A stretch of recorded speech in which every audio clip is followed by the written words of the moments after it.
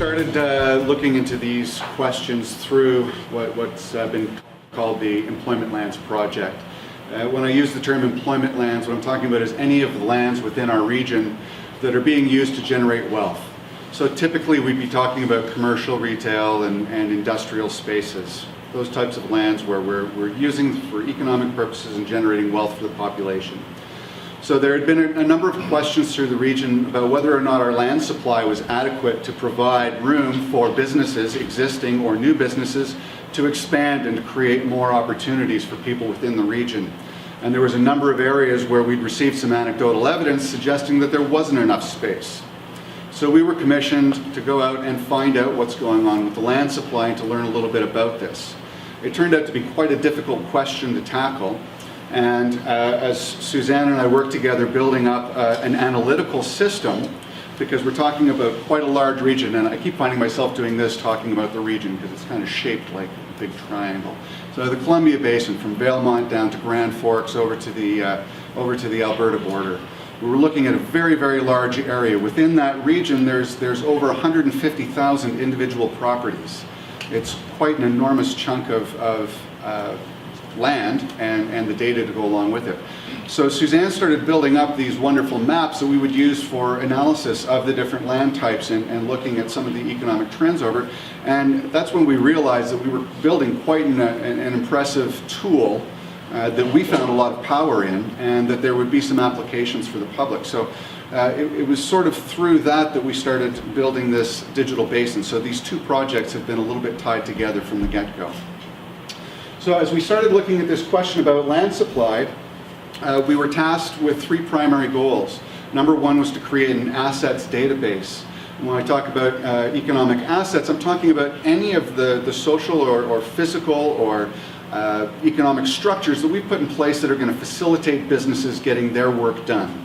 So, for instance, having existing zoning coverage within a town or a region.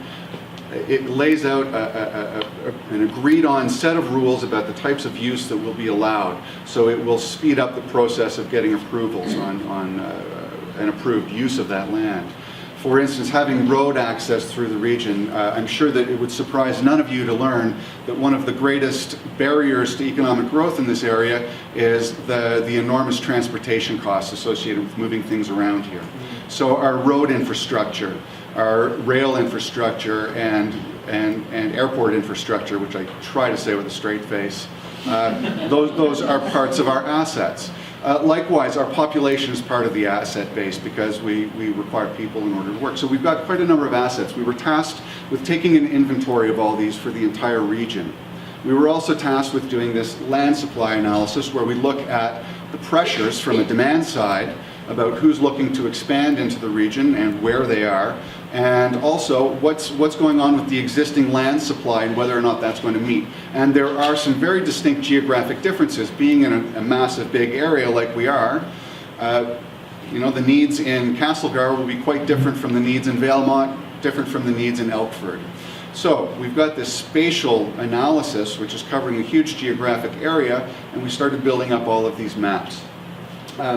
This afternoon, if any of you are sticking around, I'm going to be going over this project in considerably more detail. But what I want to share with you at the moment is one of the tools that we've developed through this project that's available through our website on the digital basin, which you're going to be looking at. While we were talking this morning, I ran an analysis on Castlegar. So as we were building this tool, the analysis that we essentially did was to scan through all the 150,000 plus properties within the basin and try to apply some criteria to it to filter out the pieces of property that we felt would be suitable for employment lands. This question about suitability wound up being one of the main drivers of everything that we've done in here. But as we were building this filtering system, we realized that because we don't know enough about what uses these lands will be put to, this might be a really useful tool for individual people who are looking for those investments, economic development practitioners or officers who are looking to help their clientele to pick out individual pieces of land that would meet their needs, or real estate folks who are looking to highlight, again, lands, municipalities many different people might have a little bit more information about the type of use that these lands would be put to, and we may as well let people define their own criteria. You will learn what all of these bits and pieces are over the course of this morning. For the moment, I will leave it to say that we've got this window that will pop up, which allows a user to select their location from all of the different regional districts and a number of municipalities. Select communities, which would be all of our 28 municipalities. We can select the type of zoning that is on land. If someone is looking specifically for an industrial or for a commercially zoned land, they can specify, only tell me about those types of lands. We can select minimum and maximum parcel sizes. So again, the individual user who knows what they're going to be using this land for can specify exactly how big. Let's filter out all the stuff we don't need to know about. We've set in a couple of other criteria here, distances from services and distances from highways. Again, because transportation is such a big deal in this region, we wanted to make sure that we were including some access to those larger transportation systems. In terms of the services, we don't have complete coverage through the entire region about where the services exist. We don't have that information to individual parcels. So when we're lacking data like that, what we've done is set up a couple of proxies or approximate measures of that. One of the coolest features that Suzanne's put into this system is to be able to select a gradient. Right? So we've got big chunks of land. Later on in my presentation, we talk about some of the huge tracts of land in this region that are have been historically used either for commercial or industrial purposes.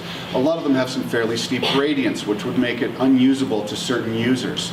So you can come in here and choose one of 3 different gradient levels, and I've selected for this search a maximum gradient of 10%. Now, we've also got some serious variability within parcels, so we've built in so that you can choose what portion of the parcel has to be within your gradient specification. So what I've set up here is 50% of the parcel must be under a 10% gradient, and anyone could select their own percentages.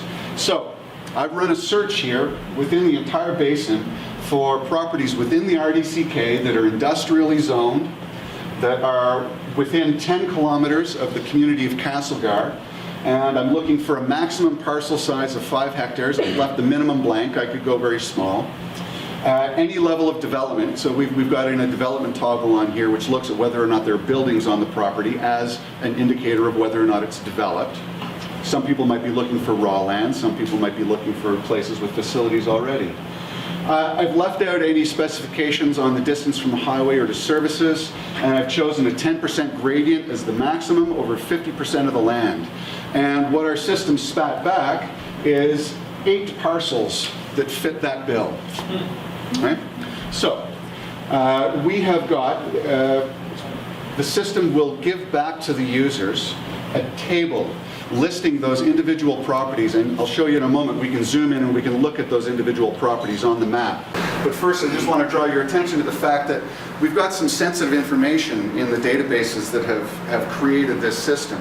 So in order to guard the personal information and privacy of that, we only provide the publicly available information, which is individual parcel IDs. So a potential investor, say, could get back the list of properties that would fit their bill and a list of the parcel IDs that then they could go and have a discussion with the local municipality, and they could have communications through the municipality with the individual landowners. But the individual landowners' identities and contact information is guarded as private. So you get individual information with parcel IDs. You can take a look at the map, out of exactly where those are, and you get information about the size of the individual parcels. Quite a bit of info. So I'm going to zoom in on one of these properties here, and the map is going to become unidentifiable here for a moment. I'm going to put away our table, and so we've just zoomed in on one of those properties, and you can see I left-clicked on that parcel, and it pulls up all of the information that's publicly available on that individual parcel. Now I'm going to turn that off, and I'm going to zoom out here a little bit and take a look at this in a different perspective. I'm going to zoom one further. So here's our one piece of property that's been identified. We've got the town of Castlegar over here. Outlined in black is one of our other parcels over here. And it looks like we've got a couple downtown in Castlegar in here, and a couple of properties up here. And it should work that if I click on this, oh, we've only got the one identified in the table, so I'm not going to be able to pull up the information on the others. But the system also gives you a map with each of the individual parcels that have fit your bill outlined in black, so you can see where those are. So that's tied into the table with the parcel ID. And so you get both a visual representation of it, and you can turn on, by the way, some of the cool things on here. You can turn on some of the other layers that are available in the digital basin. I'm not going to do that right now just to keep it from running and chewing up some time, but throw your imagination game into this as you start walking through the basin. Imagine what you could do with this as well in order to take a look at where hospitals are, if you're in a particular type of business or use that requires access to those types of safety measures. You could turn on any of the other layers, really. If you were interested in setting up a mining operation or an ore processor, you could look at where some of the other mining claims are through the area. It's quite a bit of information that can be thrown on over top of this.